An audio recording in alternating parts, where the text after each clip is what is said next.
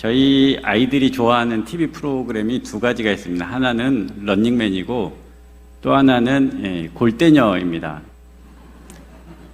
뭐 처음 들어보시는 분들도 계실 것 같은데, 근데 저희는 TV가 없기 때문에 토요일 날 오후에 이렇게 그 정규 프로그램 말고 이렇게 이제 같이 봅니다. 한 번씩. 근데 이제 골대녀를 요즘 애들이 더 좋아해요. 런닝맨은 요즘 런닝 안 하고 토크만 한다고 해가지고 별로 안 좋아하고, 코로나 시기에 런닝을 잘 안 한다고 별로 안 좋아하고, 요즘 좋아하는 거는 이 골대녀를 좋아합니다. 근데 가끔 보는데 제가 처음 봤을 때는 느낌이 그랬어요. 축구도 못하는 것들이 축구하는 걸 왜 이렇게 보나.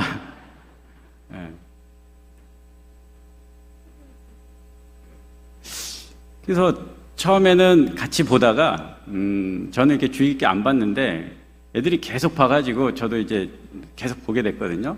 근데 들었던 생각이 뭐냐면 참 축구 열심히 한다 이런 생각이 들더라고요. 여자 연예인들이잖아요. 그래서 혹시 뭐 광고하는 건 아닙니다. 네. 근데 보면 직업이 다 있고 버젓하게 직업이 있고 다 축구 안 해도 잘 살 것 같은 분들이 축구에 저렇게 목숨을 걸고 이렇게 열심히 할까 이런 생각을 했거든요. 근데 정말 그들이 축구에 대한 진심이 느껴지니까 그래서 그런지, 아니면 이기고 지고 또는 이기는 것과 지는 것과 상관없이 그 안에서 느껴지는 여러 가지 인간의 감정, 때로는 아쉬움, 때로는 기쁨, 이런 것들이 표현돼서 그런지 인기가 있더라고요. 저희 애들도 참 좋아하는데, 이 여자분들이 축구를 잘 못하는 분들이 중심으로 있다 보니까 기본적인 것부터 가르치고 기본적인 것들을 할 수 있도록 훈련시키고 이렇게 하잖아요. 그러면서 하프타임을 보내면 그 하프타임이 엄청 중요해요. 왜냐하면 변수가 많기 때문에 그래요. 선수들은 오랫동안 축구를 했기 때문에, 물론 그 안에서도 변수가 있지만 그래도 계속 해왔던 분들이 아니기 때문에 전반전이 끝나고 나면 변수가 엄청 많아요. 뭐 다치는 분들도 있고 뭐 이렇게 변수가 많기 때문에 감독들이 되게 바쁩니다. 그래서 하프타임을 보면 여러 가지 이야기들로 분주하고 경기만큼 참 재미있는 내용, 그리고 중간중간에 인터뷰 내용들이 들어가면서 이렇게 예능 프로그램으로 잘 만드는 것 같아요. 8월을 보내고 있으면서 우리도 어떻게 보면 이 하프타임을 보내고 있다 이런 생각을 해봅니다. 2023년을 시작하고 열심히 달려오고 전반전을 보내고 있는데 어떻게 보면 이제 후반전을 앞두고 있는 거죠.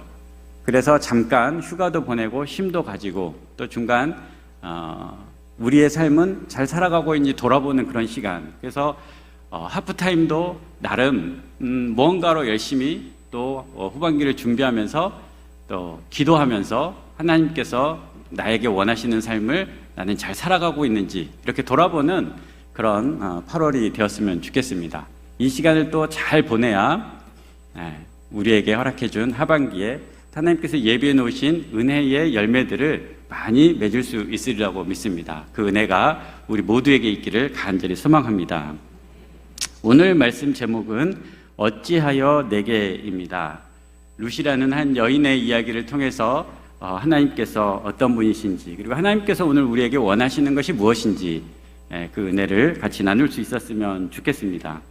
오늘 본문은 우리가 읽지는 않았지만 2장 1절 내용, 1절 2절 내용을 같이 성경책 있으신 분들은 읽어보도록 하겠습니다. 룻기서 2장 1절 2절입니다. 제가 읽어드리겠습니다. 성경책 가지고 계신 분들은 같이 읽겠습니다. 나오미의 남편 엘리멜렉의 친족으로 유력한 자가 있으니 그의 이름은 보아스더라. 모압 여인 룻이 나오미에게 이르되 원하건대 내가 밭으로 가서 내가 누구에게 은혜를 입으면 그를 따라서 이삭을 주겠나이다 하니 나오미가 그에게 이르되 아멘. 룻이라는 이 여인은 굳이 제가 설명 안 해도 되겠지만 간단하게 소개해드리면 본문에 방금 읽은 것처럼 모압 여인이었습니다.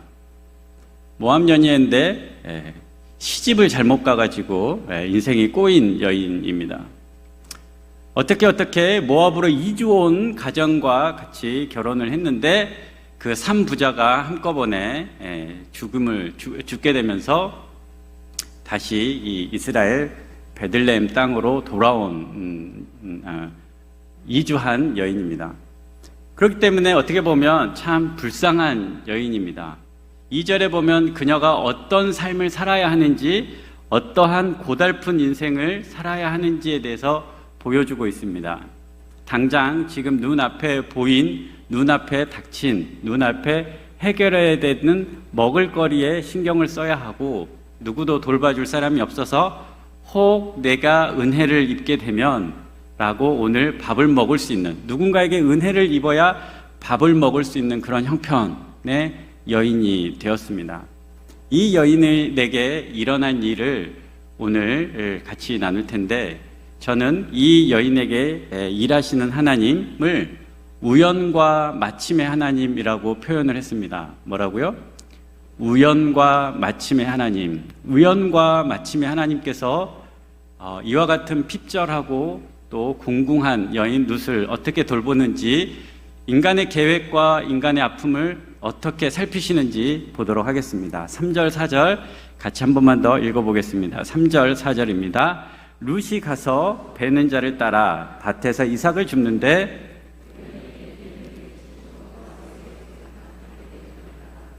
마침 보아스가 베들레헴에서부터 와서 베는 자들에게 이르되 여호와께서 너희와 함께 하시기를 원하노라 하니 그들이 대답하되 여호와께서 당신에게 복 주시기를 원하나이다 하니라. 오늘 본문에 두 개의 단어가 나왔습니다. 제가 조금 전에 설명한 것처럼 어떤 하나님이요? 우연의 하나님, 두 번째 마침의 하나님입니다. 우연과 마침은 인간의 계획, 인간의 뜻, 인간의 방법 밖에 있는 일입니다. 그래서 세상 사람들은 그것을 운이라고 부릅니다. 성경은 이 두 단어를 여기에 표현을 하고 있고 여기에 넣어서 우리의 삶을 한번 생각해 보게 합니다. 룻기는 굉장히 독특한 성경인데 여성이 주인공이라는 것도 특징이지만 두 번째로는 하나님이 등장하지 않습니다. 성경 중에 하나님이 등장하지 않는 성경, 무슨 말이냐? 룻기에는 하나님이라는 이름은 들어가는데 하나님이 말씀하시거나 하나님이 일하셨다고 기록되어 있는 게 없어요. 그래서 어떤 하나님이라고요? 우연과 마침의 하나님입니다. 우연의 하나님이에요. 성경에서 하나님이 행하셨다, 하나님이 일하셨다고 느낄 수 있는 단어가 아무데도 등장하지 않아요, 룻기에는. 근데 등장하는 의미가 있는 단어가 뭐라고요? 우연이에요. 우리는 우연, 세상적으로 봤을 때는 아무 인과관계가 없는 자연법칙에 어긋난 것을 우연이라고 표현할지 모르겠는데, 자연법칙에 어긋났고 인간의 인과관계를 벗어난 것에 우리가 의미를 줄 수 있는 건 뭐예요? 하나님이 일하셨다고 볼 수밖에 없는 거죠. 그래서 우리는 우연이라는 말보다 섭리라는 단어를 사용하지 않습니까? 근데 여기가 그래요. 룻이 가서 베는 자를 따라 밭에서 이삭을 주었는데 뭐라고요? 우연히 엘리멜렉의 친족 보아스의 밭에 갔다는 거예요. 이게 어떻게 우연이겠습니까? 3장에 가면 이어서 진행되는 걸 보면 누구도 몰라요? 시어머니 나오미도 몰랐어요. 그랬을 때는 뭐예요? 우연인 거죠. 근데 룻이 우연히 수많은 밭들 중에 이삭을 주어서 우연히 이른 그곳이 하나님의 말씀에 순종한 보아스의 집 밭이었다는 겁니다. 룻의 발걸음이 자신의 계획, 자신의 뜻, 자신의 인생 철학이 아닌 하나님께서 인도하심 속에서 찾은 발걸음, 찾은 밭이었다는 것입니다. 그 자리에서 오늘 룻은 이삭을 주었다는 겁니다. 마침 보아스가라고 오늘 본문은 되어 있는데, 이 마침이라는 단어는 우리가 생각했을 때는 일반적으로 시간의 개념처럼 보여요. 어떻게 하다가 그때가 돼서 마침인데, 원래 이 원어로 보면 이건 히브리어로 감탄사예요. 아이고, 이런 뜻입니다. 그러니까 아이고 하는 순간, 하는 때에 본인의 의사와 전혀 없이 그냥 베들레헴에서 보아스가 왔다는 거예요. 보아스가 베들레헴에서부터 와서 그 밭을 둘러보았다는 거예요. 뭐라고요? 마침이라는 단어지만 이것도 시간이라는 개념보다는 우연이라는 개념이 훨씬 더 강조되어 있어요. 보아스가 그 밭을 둘러봤는데 하필 그날 그곳에 그 시간에 그 자리에 갔다라는 의미를 담고 있다는 것입니다. 여러분, 이 룻기의 시대는 사사시대입니다. 사사시대 하면 떠오르는 단어가 뭡니까? 자기의 소견에 옳은 대로 행하였더라. 자기의 소견에 옳은 대로 행하였다라는 말은 무슨 말입니까? 하나님의 말씀, 하나님의 뜻, 율법을 따라 행했다는 겁니까? 아니면 자기가 하고 싶은 대로 행했다는 시대입니까? 하나님의 말씀은 추수할 때 혹 이삭이 떨어지면 줍지 말라고 하고 주변 모퉁이에 있는 것들은 추수하지 말라고 율법에 되어 있잖아요.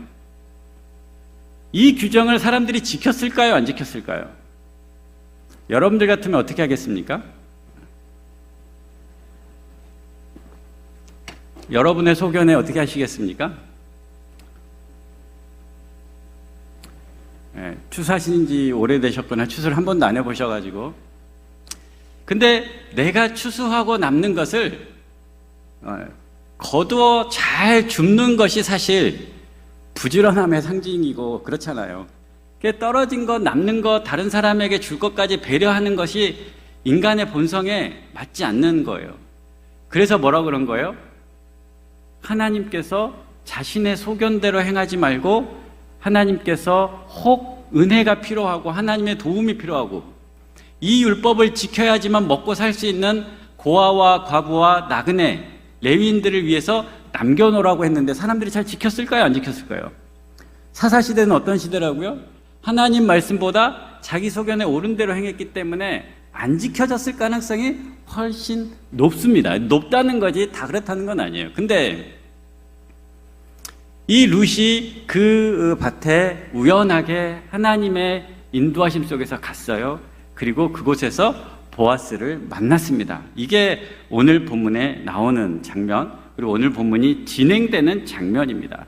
우연과 마침에 하나님께서 룻을 인도하셨고 또 그곳에 나온 보아스를 통해서 하나님의 은혜를 맛보도록 그렇게 하였다라는 것입니다. 그래서 우연과 마침에 하나님께서 룻을 돌보셨다고 우리는 볼 수 있습니다. 그런데 이 룻을 향하여 보아스는 어떤 사람이었는지 보겠습니다. 8절 9절입니다. 지금은 룻을 바라보았고 8절 9절에 보아스의 모습을 보겠습니다. 8절 9절 같이 한번 읽어보겠습니다. 보아스가 룻에게 이르되 내 딸아 들으라.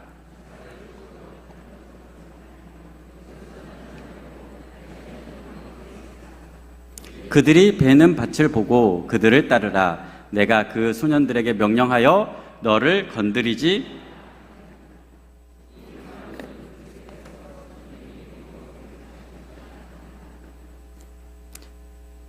조금 전에 그 8절 9절을 읽어보니까 룻이 처한 상황에서 룻이 이삭을 줍는 것이 쉬울 것 같습니까? 어려울 것 같습니까? 물론 그 자체로 어려운 것도 있겠지만 한편으로는 어떤 생각이 드냐면 굉장히 위험했을 것 같다는 생각도 듭니다.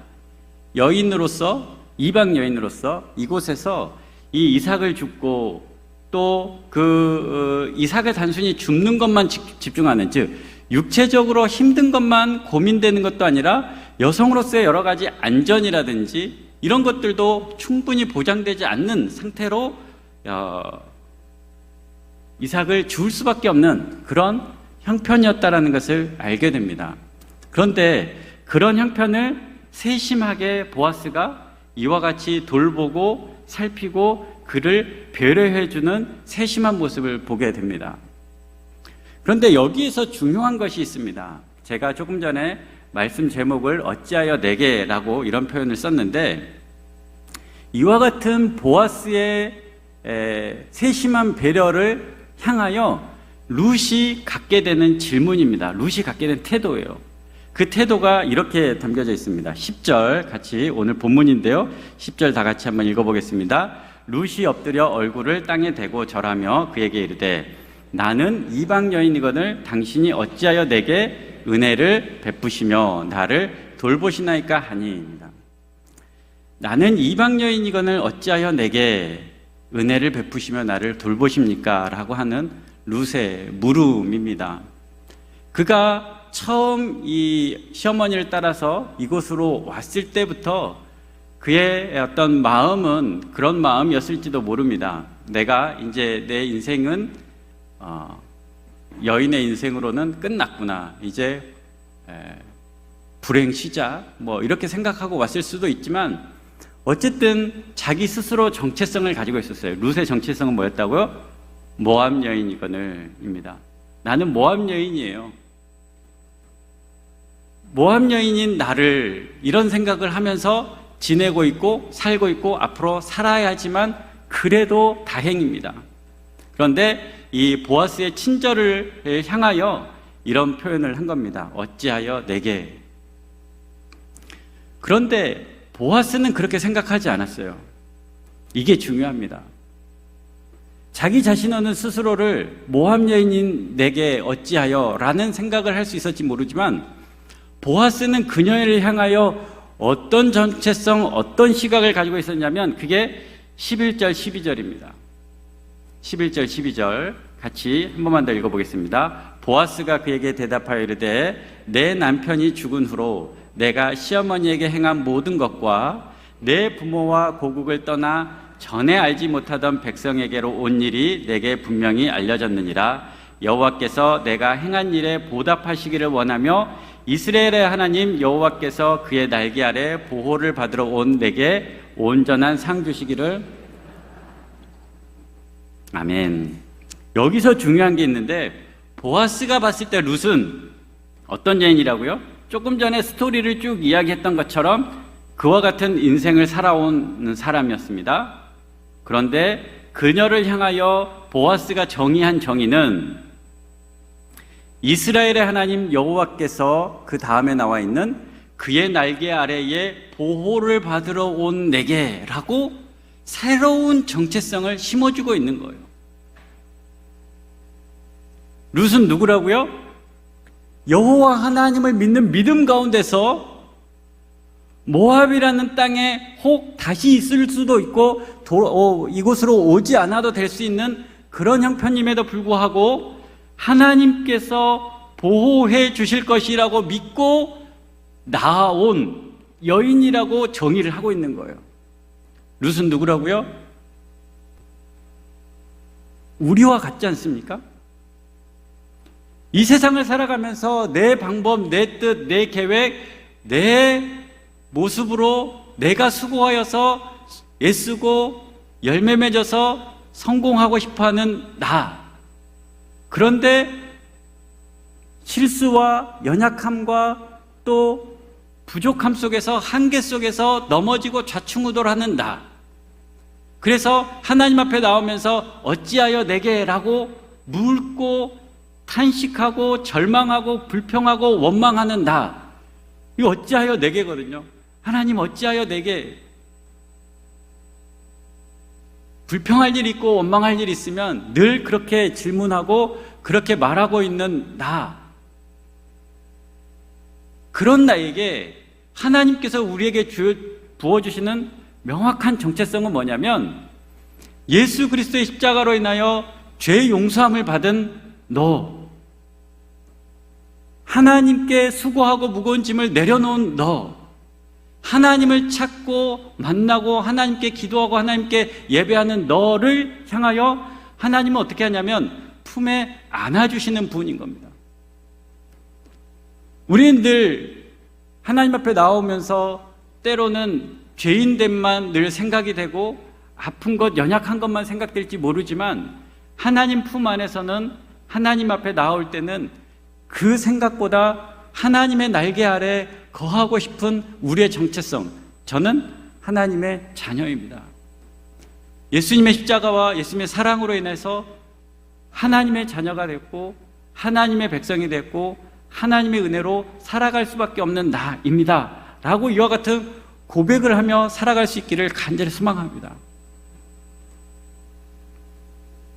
보아스는 왜 이렇게 정의할 수 있을까 이런 생각을 해봤어요. 보아스는 왜 그렇게 룻이라는 여인에게 다정하게, 친절하게, 과도한 은혜를 베풀었을까? 보아스의 어머니는 라합입니다. 누구라고요? 알고 계셨습니까?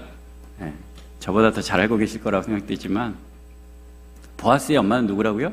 라합이에요. 라합은 어떤 여인입니까? 여리고 전투에서, 가나안 전쟁에서 첫 번째 성읍을 정복하는 그 중에 가장 필요한, 가장 중요한, 가장 하나님께서 쓰시기에 이름 없는 한 여인이었습니다. 이 라합이에요. 어떻게 보면 그 고국 입장, 여리고 성 입장에서는 매국노처럼 보일지 모르지만 세상을 보는 눈이 있었던 거예요. 세상을 운영하시는 하나님. 그래서 천상천하에 이런 표현을 라합이 쓰는데, 자기가 보았을 때는 이 세상 주관자가 누구냐면 하나님이라고 봤던 거예요. 이방 여인이었는데 하나님을, 온 땅을 주관하시는, 즉 애굽에서 이스라엘 백성들을 출애굽시키고 광야에서 지키시고 가나안 땅으로 인도하시는 분이라고 믿는 믿음이 있으니까 그 하나님을 향하여 나의 지금까지의 삶을, 모든 것을 내려놓고 하나님께 자신을 맡겼던 여인이 누구라고요? 라합이라는 여인이에요.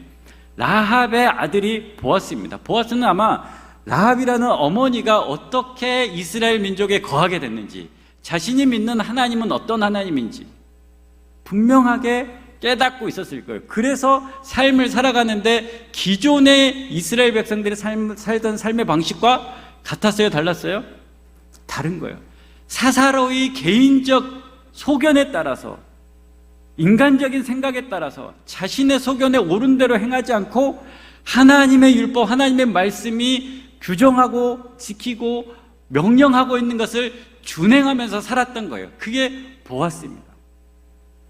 하나님의 말씀을, 하나님의 뜻을 조차 살다 보니까 이 룻이라는 여인이 눈에 들어오는 거예요. 자신의 어머니의 모습과 같은 모습이 투영된 거죠. 이 여인을 귀로 들었습니다. 오늘 우연과 마침, 보아스는 아마 그렇게 생각했을지 몰라요. 하나님께서 오늘 이 여인을 이 밭으로 보내주셨구나. 내가 살펴야 되겠구나. 룻기에서는 하나님의 기적이 등장하잖아요. 그런 생각 해본 적 없습니까? 저는 해봤어요. 룻이 오늘 이삭을 주워갔는데 내일부터는 이삭 죽기를 안 해도 그 바구니에서 이삭이 계속 있었으면 어떨까? 기름처럼 말이에요. 아니면 어떤 돌멩이를 갖다 놓으면 이 돌멩이가 변해서 떡이 되는 일이 있었으면 없었을까? 성경에 있잖아요. 까마귀가 와가지고 맨날 먹을 것을 갖다 줬으면 어땠을까? 그랬을 수도 있잖아요. 하나님이신데. 수많은 경우로, 오병이어처럼 수많은 경우로 분명히 하나님께서 일하실 수 있을 텐데 룻기에서는 하나님이 등장하지 않는다는 거예요. 대신 룻이라는 여인이 자신의 인생을 한탄하고 원망하지 않고 이삭을 주우러 가는 그 여정에 우연하게, 원래 그날이 계획되어 있었는지 모르겠지만 보아스가 베들레헴에서 자신의 밭을 돌보려고 하는 그 자리에, 그 방문에 그 종들을 따뜻하게 대하고 섬기면서 주인으로 종들을 하대하지 않고 선한 마음을 가지는 그 보아스의 눈에 하나님께서 일하여 주셔서 누구를 돌보셨다? 룻을 돌보셨다는 거예요. 우리는 하나님의 도움이 절대적으로 필요한 룻의 삶을 살 수도 있고, 하나님의 도움을 전적으로 대신할 수 있는 하나님의 말씀에 순종하는 보아스 같은 삶을 살아야 할 수도 있는 것입니다. 이미 하나님께서 내게 주신 은혜가 크면 보아스 같은 삶을 살 수 있으면 좋겠고, 혹시 지금 여러 가지 이유들로 부족해서 하나님의 도움을 구해야 한다면 하나님의 보이지 않는 손길 속에서 하나님의 도움을 경험하는 삶이 될 것입니다. 어떠한 삶이든지 간에 하나님이 돌보시고 하나님이 지키시는 삶이라는 것입니다. 보아스도 자신의 어머니부터, 그리고 하나님의 말씀에 순종한 자기 자신.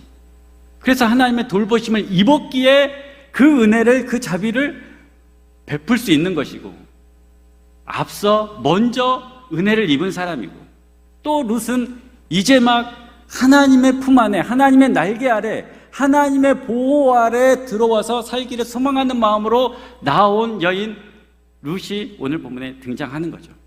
그래서 아직은 어찌하여 내게라는 정체성으로밖에 살 수 없지만 언젠가는 그런 거죠. 그래서 룻이라는 여인과 보아스를 통해서 누가 태어납니까? 다윗이 태어나고, 누가 태어납니까? 예수님이 태어나잖아요. 다윗의 조상의 가문이 되고, 심지어 그것도 은혜인데 예수님의 조상의 가문에 이름을 올리게 되는 거거든요.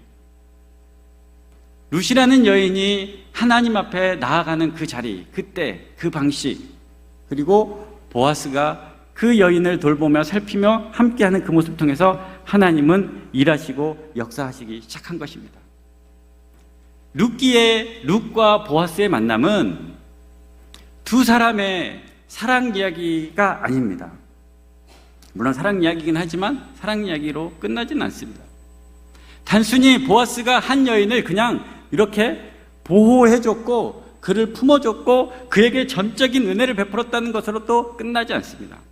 온 인류를 사랑하시고 또 온 인류를 구원하시는 하나님의 구원 역사에, 다윗과 예수님의 그 구원의 믿음의 구원의 족보에 두 사람을 통해서 하나님이 일하시는 일이었다는 것입니다.